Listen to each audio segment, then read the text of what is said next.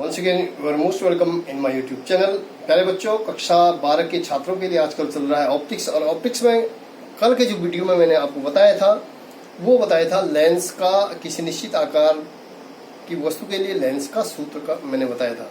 बच्चों, आज जो मेरा टॉपिक है वो है लीनियर मैग्निफिकेशन। ठीक है, रेखीय आवर्धन। तो हम टॉपिक है रेखीय आवर्धन, मतलब लीनियर मैग्निफिकेशन।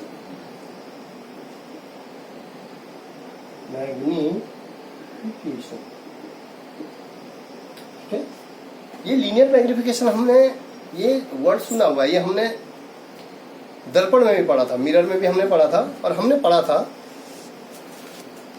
कि जो है दर्पण के द्वारा निर्मित वस्तु के प्रतिबिंब की लंबाई और वस्तु के लंबाई के अनुपात को रेखीय आवर्धन कहते हैं।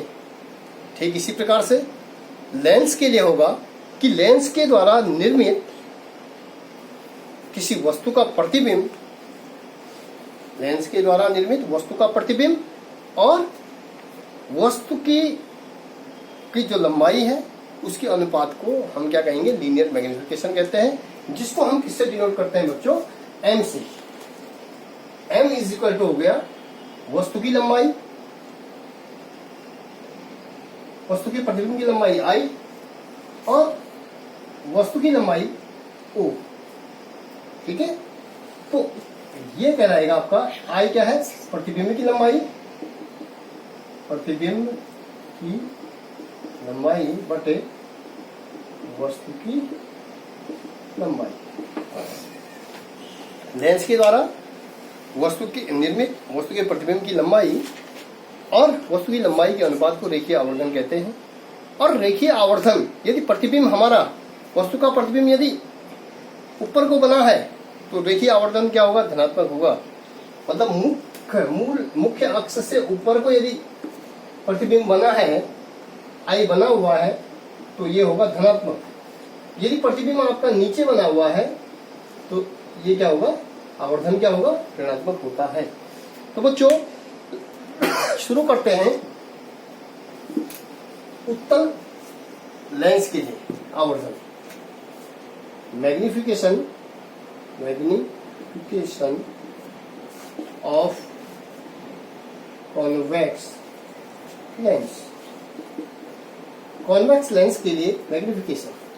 बच्चों, कल मैंने आपको लेंस का जो सूत्र बताया था, सूत्र निकालने के लिए मैंने आपको फिगर बताया था। तो फिगर के माध्यम से हम समझेंगे कि हमारे पास, मैंने बताया था ये उत्तल लेंस है, एल है, इसका प्रकाशिक केंद्र क्या है, सी है, ये इसका मुख्य अक्ष है। ठीक है, इसका फोकस बिंदु हो गया, प्रथम फोकस एफ, और ये जो है लेंस से कुछ दूरी पर एक निश्चित आकार की वस्तु रखी है, ए बी।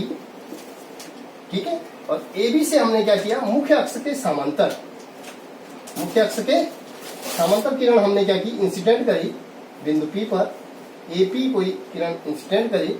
तो ये जो है अपवर्तन के फलस्वरूप ये द्वितीय फोकस है बच्चों हमारा, F2 बोले, इसको F1 बोले। तो द्वितीय फोकस से होकर के चली जाती है बच्चों, इस तरीके से ये चलेगी। ये लेंस का नियम मैंने आपको बताया भी था। ये लेंस का जो है इस मुख्य अक्ष को हम आगे खींच लेते हैं। ठीक है, दूसरा नियम पतले लेंस के लिए बताया था कि यदि कोई प्रकाशिक किरण मुख्य अक्ष से होकर के जा रही है सीधे प्रकाशिक केंद्र से होते हुए, तो ये जो है अपवर्तित होते हुए सीधे आगे को निकल जाती है। तीसरा, यदि प्रकाशिक किरण किससे होकर के जाएगी, प्रकाशिक किरण यदि जो है प्रकाशिक केंद्र से होकर के जाती है, वस्तु के शीर्ष से होके जाएगी, तो ये आगे। ठीक है, एक ये बताया था। और एक नियम और था कि वस्तु का यदि प्रकाशिक किरण जो है प्रथम फोकस से होकर के जा रही है, तो ये जो है सीधे क्या हो जाती है, मुख्य अक्ष के समांतर हो जाती है। और जहां पर ये मिले, ये तीनों प्रकाशिक किरणें मिली, वहां पर ये ए वस्तु का जो है, वस्तु ए का जो वास्तविक प्रतिबिंब बनता है ए डैश। यदि हम इसको मिला लें मुख्य अक्ष से तो ये ए बी डैश ये क्या बन गया, जो उल्टा प्रतिबिंब और वास्तविक प्रतिबिंब है किसका, वस्तु ए बी का, किसके द्वारा, उत्तल लेंस के द्वारा। तो बच्चों हम इसमें देखते हैं, बच्चों इसमें जो हम देखेंगे इसमें जो है हम देख रहे हैं त्रिभुज ए बी सी तथा ए डैश, त्रिभुज A dash B dash C, A B C A dash B dash C क्या है, समरूप त्रिभुज है। हम कहेंगे समरूप त्रिभुज है। ये हम पहले वीडियो में पढ़ चुके हैं। और समरूप इसलिए है क्योंकि इसका ये एंगल और इसका ये एंगल, ये शीर्षाभिमुख कोण है, ये दोनों बराबर हैं।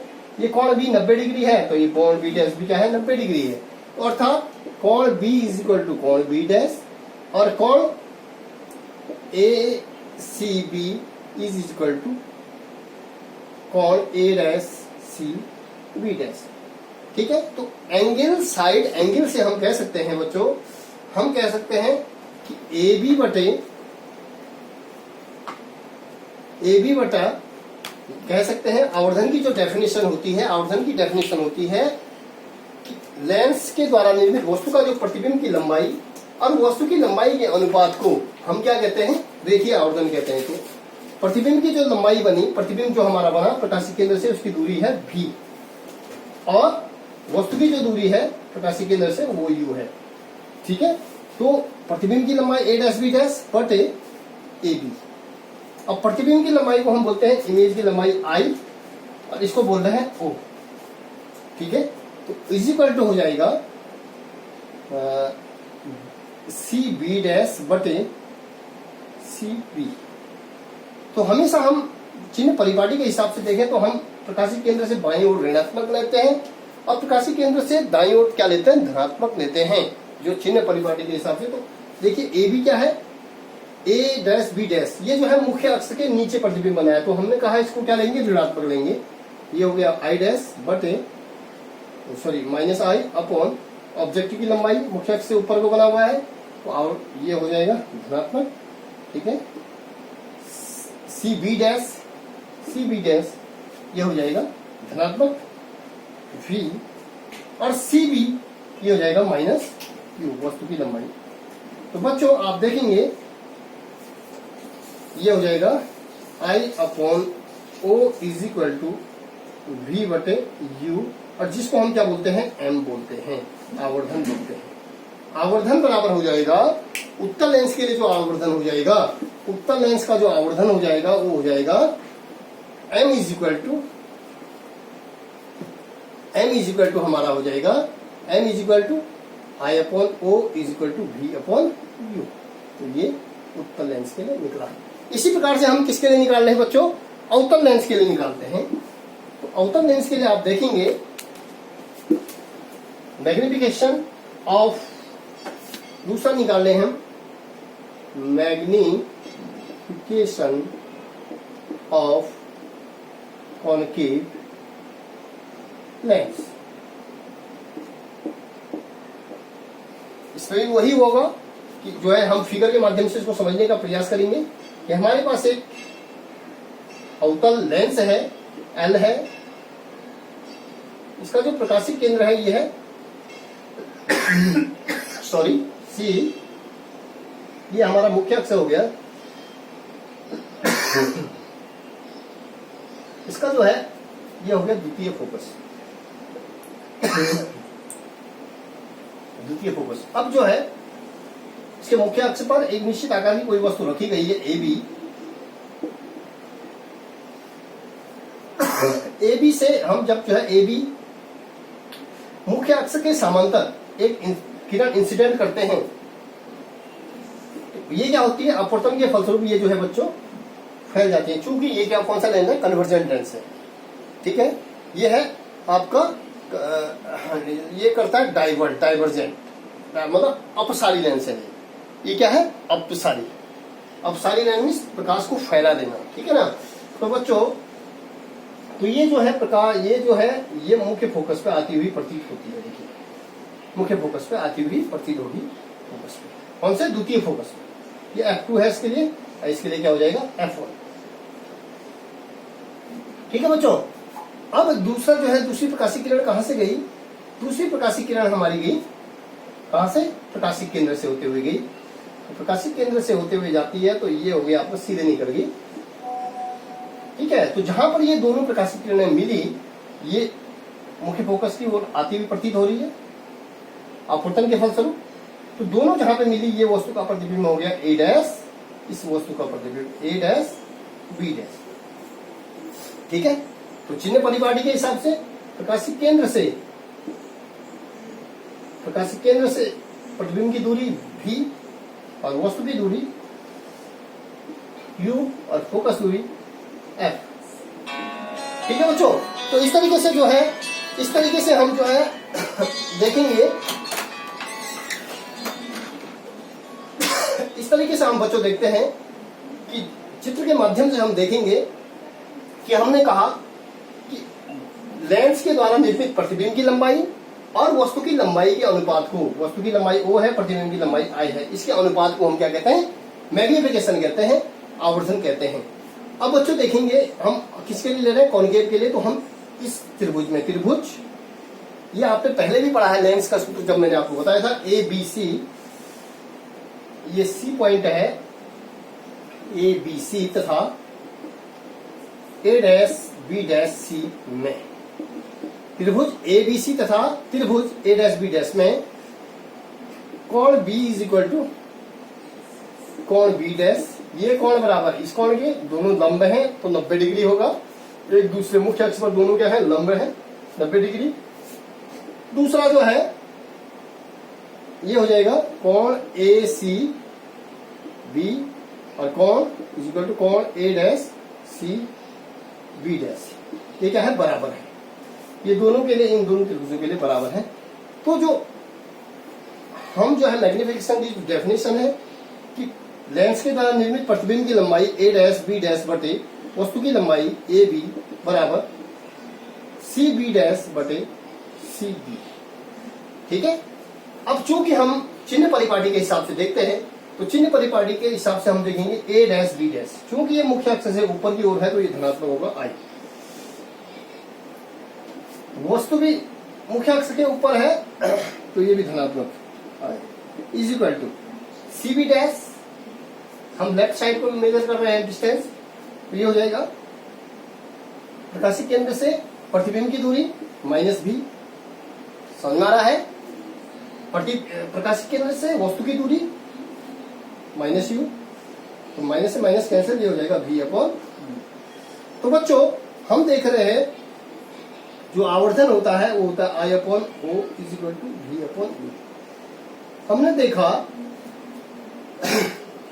कि अवतल लेंस के लिए भी मैग्निफिकेशन समान आया और उत्तल लेंस के लिए, अवतल लेंस के लिए भी समान आया, उत्तल लेंस के लिए भी मैग्निफिकेशन समान आया। ठीक है, ये आया हमारा V अपॉन। अब बच्चों केवल अंतर बताया था मैंने कि जो मैग्निफिकेशन ऋणात्मक कब होगा? जब वस्तु का प्रतिबिंब मुख्य अक्ष से नीचे की ओर बना होगा, जो अवतल लेंस में बना था, सॉरी उत्तल लेंस में। यहाँ पे प्रतिबिंब ऊपर बन रहा है तो यहाँ पे मैग्निफिकेशन क्या होगा? अवतल के लिए मैग्निफिकेशन क्या हो रहा है? धनात्मक हो रहा है। ठीक है, तो अब जो है आवर्धन को फोकस दूरी के पदों में व्यक्त करना है। कैसे करेंगे?